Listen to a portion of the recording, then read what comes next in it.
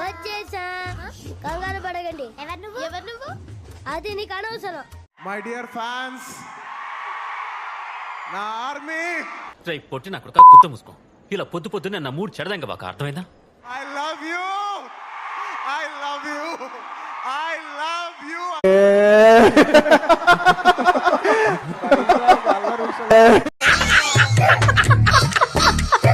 అంతే, I love you, I love you, I love you, I love you.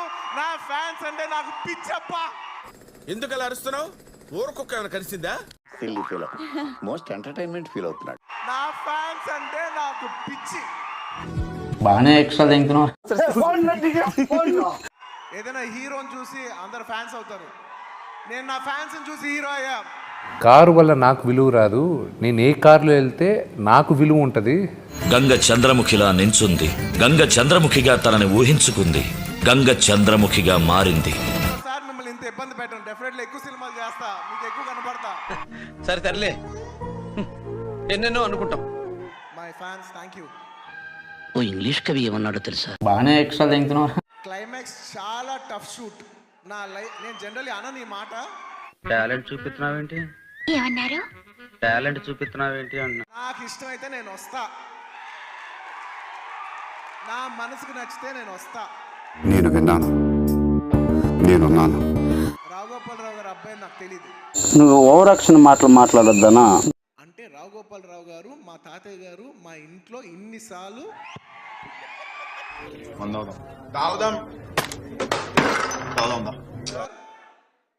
నేను చూస్తా, మీరు వెళ్తారు, నేను చూస్తా అని అన్నా నేను.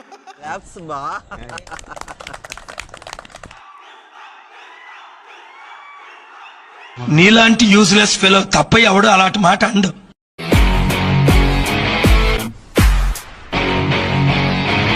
అది నేను చెప్తే ఎలా ఉంటుందంటే నేనేదో డబ్బా కొట్టినట్టు ఉంటది. ఇండియాలో మన డబ్బా ఎవడు కొట్ట బావా, మన డబ్బా మనమే కొట్టుకోలే. నాకెందుకో సినిమా వస్తున్న విధానం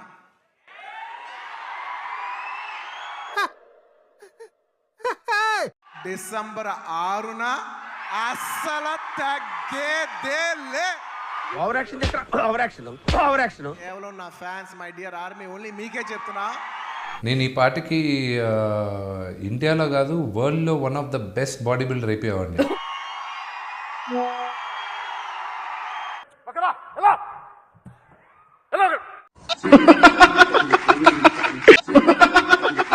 చాలా రోజుల తర్వాత ఇలాంటి ఫంక్షన్కి వచ్చి నీ ఉత్సాహం చూసి చాలా కిక్ వచ్చింది.